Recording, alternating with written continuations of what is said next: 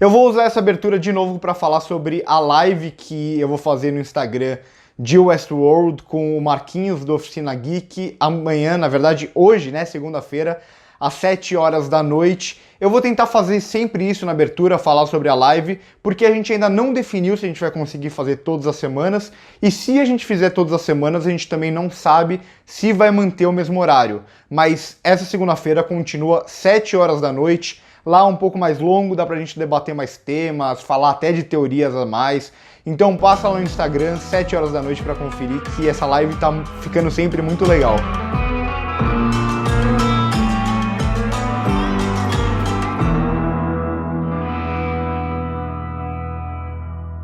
Eu não venho fazendo esses vídeos em ordem cronológica do que acontece no episódio, só que dessa vez eu preciso começar pela primeira cena, porque não é possível uma série igual Westworld, que dá atenção para todos os detalhes, tem referência à Bíblia, tem referência a outros filmes, e aí vai fazer uma cena, teoricamente, como se fosse no Brasil, e o presidente brasileiro não sabe falar português. Ele tem um sotaque que é pior do que o do Serac, porque o Vincent Cassel, se eu não me engano, ele mora no Brasil e ele sabe falar português. E o presidente do Brasil tem mais sotaque que um cara que não é brasileiro. Isso poderia ser uma chatice se não fosse uma série dessa qualidade, que leva a sério todos os detalhes possíveis e imagináveis. Não é possível que você não pegue um ator brasileiro para fazer essa cena, sendo que o cinema brasileiro é muito bom, tem um monte de atores bons aqui no Brasil. O cinema brasileiro é tão bom e tanto tem atores bons que o Santoro faz parte da série. Então, se tem um ator brasileiro, na série já, eu não entendo por que a escolha de não colocar um ator brasileiro para interpretar o presidente do Brasil. E aí fica mais ridículo ainda eles colocarem tudo no meio da selva, como se o Brasil fosse uma grande selva e tal. Mas isso eu não vou nem levar tanto em consideração, porque eles dão uma justificativa meio mais ou menos ali, mas tudo bem. Mas a questão da língua é inadmissível uma série desse porte cometer uma gafe bizarra dessa. E nessa cena em si, o que a gente tem de interessante é, primeiro, o controle que o Serac tem sobre os outros países, sobre tudo, basicamente. Tem uma questão ali dos separatistas do norte do Brasil, vamos ver se eles explicam melhor isso, se isso vai voltar na série. E também mostra que, eu não lembro se tinha mostrado antes, mas eu acredito que é a primeira vez que mostre aquele negócio das divergências e tal, do Rehoboam no relógio do Serac. Então por isso ele tá vendo aquilo o tempo inteiro, porque tá com ele o tempo inteiro. E aí em seguida a gente começa a ver um pouco do passado do Serac, da história do Serac. Não gostei tanto desse recurso de simplesmente jogar um off e explicando tudo, mas tudo bem, pelo menos a gente vê algumas coisas interessantes sobre a personalidade dele. Ele é um personagem bastante complexo, isso já meio que se mostrava nos outros episódios e a gente vê mais disso aqui. Então a relação dele com o irmão, que muita gente especulava que poderia ser o Ford e tal, não, na verdade não é. É o irmão dele, é um grande gênio. Não ficou tão explicado o como eles conseguiram ter toda essa inteligência, esse controle e tal, mas eles dão algumas pinceladas e eu acho que eles não vão se aprofundar tanto nessa questão. Mas a questão dele e do irmão é algo muito bom aqui pra série, porque traz uma complexidade a mais pro personagem do Serac. Ele vende muito o Rehoboam como a salvação da sociedade. Ele até fala nesse episódio que a sociedade sempre foi desordenada e finalmente ela está sendo planejada.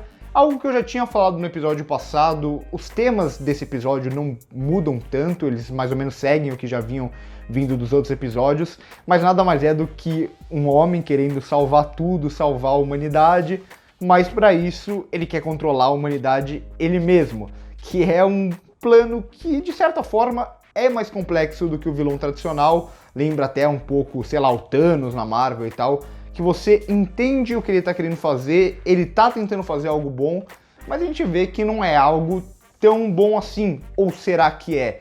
O episódio ele levanta bem essas questões, mostrando como a sociedade voltaria pro caos se não tivesse o Rehoboam ali para planejar e controlar. E aí a gente vê até que, por exemplo, o irmão dele, se ele fosse jogado na sociedade e dependesse apenas do Rehoboam para controlar o futuro dele não seria bom. E aí o Serac faz o quê? Ele meio que acha uma forma de salvar o irmão. Então, se o que você tá falando que tá planejando a sociedade é tão bom, por que você não deixa o seu irmão seguir o futuro que o Rehoboam quer? Então, traz uma certa hipocrisia aqui nesse sentido também. E aqui a gente vê os dois lados com uma hipocrisia muito forte e uma complexidade muito forte. Então, tanto a Dolores quanto o Serac, os dois são dois personagens muito complexos e eu acho muito interessante esse embate entre os dois. E aí, nesse meio termo, a gente vê que o Bernard, ele não parece ser aquilo que a Dolores falava desde o começo, que ia ser aquilo que ia segurar ela se ela passasse dos limites. Parece que o Bernard, na cabeça da Dolores, ele tem uma outra função para ela, uma função que provavelmente o Bernard não vai querer seguir. E ainda nessa sequência que mostra ali o pai do Liam, que já tinham falado, né, que ele que tinha financiado o Rehoboam e tal, eles mostram um negócio bem legal aqui também, que é a questão do mercado financeiro. Se você sabe mais ou menos o que vai acontecer no futuro, e isso pode explicar a fortuna que o Serac tem, que ninguém sabe de onde veio, se ele sabe o que vai acontecer no futuro, fica mais fácil dele apostar em ações para ganhar dinheiro, que é o que ele mostra aqui que ele faz com o pai do Liam, que ele rouba o dinheiro do Dempsey e aí aposta em ações e aí ganha muito mais dinheiro em cima disso. Então, de certa forma, isso vai fechar uma pontinha solta que tinha sobre o passado do Serac também. E aí daí a gente vai pular para aquele arco do Liam, do Cole e da Dolores, que mais uma vez vai resultar em uma cena de ação. Parece que tem a cota da cena de ação nesses episódios dessa temporada. Sempre tem aquele momento cena de ação. Mas aqui até que faz sentido, porque não faria sentido se eles fugissem com o Liam e não tivesse ninguém atrás deles.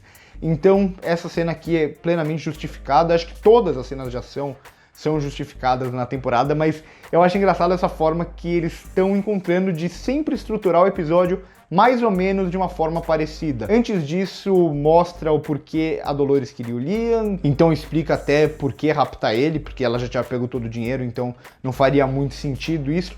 Eu acho ainda que foi muito fácil a forma como eles acessaram todos os dados ali e conseguiram espalhar para toda a população mundial. Eu esperava um pouco mais de dificuldade, ainda mais tendo o Serac como a grande mente de tudo isso. Eu achei uma certa facilitação do roteiro, mas tudo bem, a gente aceita isso e segue em frente, ainda que esteja me incomodando um pouco, porque parece que algumas coisas estão acontecendo aqui a favor da Dolores, que o roteiro tá dando uma certa forçada de barra. E aí a gente chega no que eu mais gostei no episódio, que é quando o Liam, ele droga ali o Cole, e eu gosto muito de como a direção vai mostrar isso afetando o Cole. Então, usando vários recursos, usando em alguns momentos o preto e branco, e aí com a montagem fica algo muito interessante, que é o Cole meio que vendo tudo em preto e branco, e depois volta às cores, e depois volta pro preto e branco. É uma estética que me atrai bastante, e a forma como eles fizeram ficou bastante fluido e tal. E também usando aqueles outros recursos que a gente está acostumado a ver quando entra na mente de um personagem. Então, as cores aparecendo de uma forma diferente, um pouco de câmera lenta também. Gostei, achei bem interessante como eles conseguiram mostrar bem o efeito da droga no corpo dele. Achei bem legal também aquele míssil meio teleguiado que o Cole atira e a Dolores controla. Achei bem legal, são algumas pequenas tecnologias que eu tô achando bastante interessante nessa temporada.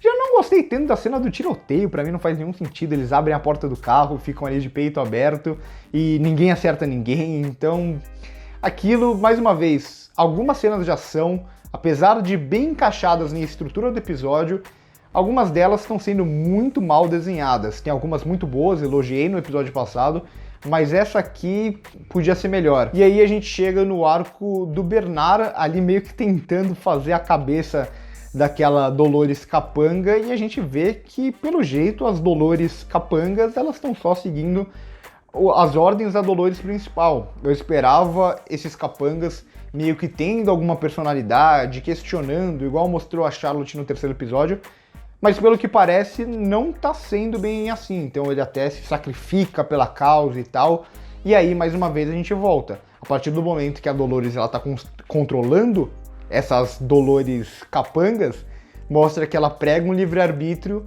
mas que ela não confia em mais ninguém, ela não dá liberdade para as pessoas ajudarem ela. Então, mais uma vez, a gente vê um pouco da complexidade e, ao mesmo tempo, da hipocrisia da personagem. Eu vi muita gente xingando nos comentários a Dolores no episódio passado e tal. Eu acho que ela é uma personagem muito bem construída, que não é uma heroína, mas não sei se dá pra colocar ela como uma vilã. Eu colocaria praticamente todos os personagens aqui da série como anti-heróis.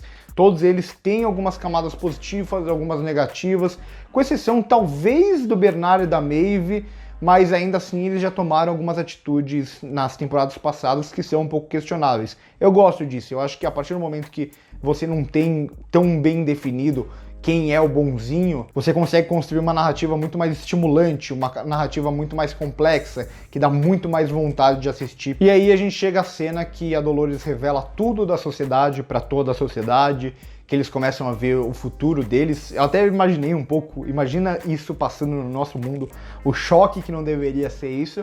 E eles traçam um paralelo, mais uma vez, muito bom entre essa sociedade e os hosts de Westworld, que é algo que a temporada está fazendo o tempo inteiro. Então, eles vivem numa sociedade onde eles têm narrativas prontas para eles, igual os hosts viviam na primeira temporada de Westworld.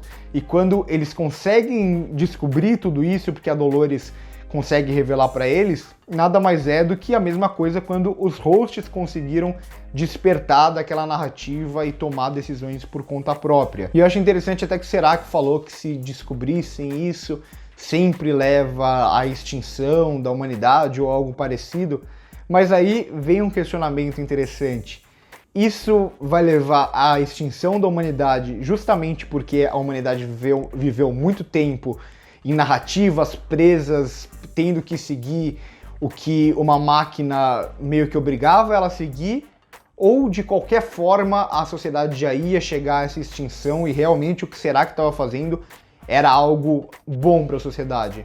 Responda aí embaixo o que vocês acham dessa questão também. Eu acho uma questão bastante interessante de se debater. Ah, eu não posso esquecer de falar também que teve a volta do Stubbs aqui, meio do nada. Eu não entendi essa volta do Stubbs do nada, porque eu acho que isso quebra um pouco das regras que tinham sido construídas lá nas primeiras temporadas. Igual a Dolores aqui tomando tiro e meio que não acontecendo nada com ela quando ela protege o Cole. A gente via nas outras temporadas que os hosts, eles eram como se fossem humanos, eles tinham que ir ali para aquele lado meio mecânico, para mexerem neles, para eles conseguirem voltar pro parque. E a partir do momento que parece que nada aqui tem efeito para eles, parece que eles são indestrutíveis, eu acho isso meio estranho. Eu acho que minimamente eles teriam que passar por algo para eles poderem voltar à sua plena forma, vamos dizer assim. E aqui o que parece é que o Stubbs, ele simplesmente não morreu, não aconteceu nada com ele, ele voltou do nada. E aí a gente chega ao grande final, que é aquele debate ali entre o Serac e a Dolores, o debate de mentes que já vem sendo construído há tanto tempo. Tô gostando, tô achando bastante interessante, como eu disse, os dois personagens. Eu acho até difícil você falar, eu torço para um, eu torço pro outro, porque os dois têm um ideal, uma visão a seguir, um objetivo, mas ao mesmo tempo tem muitas falhas. A gente vê até o Serac nesse episódio também matando ali o pai do Liam a sangue frio. Como eu já tinha dito no episódio passado, se um personagem faz isso, ele nunca pode ser um herói. No máximo, um anti-herói. A gente questionar esse personagem e tal, mas um herói o Serac definitivamente não é. E aí a gente chega também a uma certa revelação, parece, mostra-se muito do passado do Cole e se sugere aqui, pelo menos eu vi como uma sugestão de que ele é como se fosse uma inteligência artificial também, algo que já vinha sendo plantado desde o começo, eu já falei isso em outros episódios, não sei se eu gosto disso, eu acho que ter o Cole como uma ligação humana para Dolores ver o mundo dos humanos e tal, seria uma decisão mais interessante. Vamos ver como eles vão trabalhar esse lado também, vamos ver se o Cole realmente é como se fosse um host. Então é isso, espero que vocês tenham gostado do vídeo, deixe seu like se gostou, se inscreve no canal se ainda não é inscrito, comentem aí embaixo o que acharam do episódio, passa no primeiro comentário fixado também para ver as nossas outras redes sociais, então o Instagram, que a gente produz bastante conteúdo, podcast, o Twitter, também tem meu Letterboxd aqui embaixo, e hoje, 7 horas da noite, live lá no Instagram com Oficina Geek, com o Marquinhos. Espero que fique bem legal. Por hoje é isso e corta!